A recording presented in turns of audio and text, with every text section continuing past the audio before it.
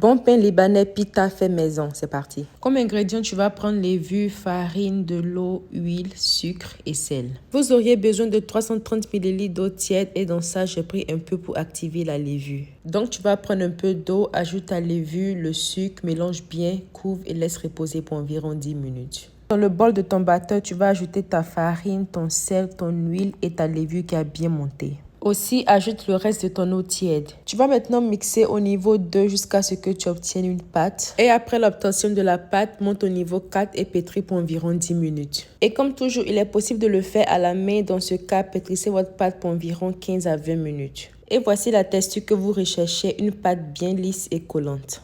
On laisse maintenant reposer notre pâte dans un coin chaud pour qu'elle double ou même triple en taille. Quelques heures après, voilà ce qu'on obtient. On passe maintenant le tout sur notre plan de travail. Ajoutez un peu de farine à votre plan de travail et maintenant dégagez-les et pliez tout comme sur la vidéo. Tirez votre pâte comme ça et maintenant découpez à la taille de votre choix. Je voulais que mes pains soient un peu plus gros donc j'ai coupé en 6 morceaux. Quand tu finis de les découper, tu vas former des boules avec ta pâte et laisser reposer encore une fois pour 30 minutes. Après les 30 minutes, ils vont encore doubler en taille, mais bien avant ça, chauffe ton four pour 200 degrés Celsius ou 395 degrés Fahrenheit. La partie qui peut te faire échouer dans la réalisation de ton pain, c'est quand tu vas rouler. Si tu n'étales pas ta pâte assez ou si tu étales ça trop plat, ça risque de ne pas gonfler et se séparer pendant la cuisson. Donc, je vous conseille de rouler une pâte, voir ce qui va se passer avant de continuer avec le reste. Comme ça, vous pouvez toujours ajuster l'étalage de vos pâtes. Ce qui veut dire qu'il faut vraiment trouver le parfait milieu pour que votre pâte gonfle et se sépare pendant la cuisson. Dans mon cas, une boule faisait 161 grammes et j'ai roulé pour environ 22,5 cm. Et ça gonflait parfaitement au four.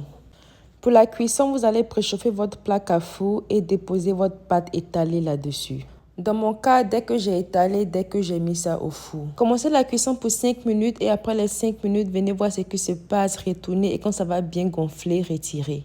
Si vous laissez vos pains trop cuits, ça va devenir croustillant et ça va durcir. Et oui, il est possible de le faire à la poêle. Et voici le résultat final. Nos pains pita, ils ont bien réussi. Et je vous montre comment l'intérieur se présente. Voilà ça, bien aéré, bien ouvert, idéal pour vos sandwichs, shawarma et tout ce que vous voulez. Et le pain, il était bien mou et délicieux. Ainsi s'achève cette recette. J'espère que vous avez aimé. Et moi, je vous dis à plus pour de nouveaux délices. Bye guys. Abonne-toi.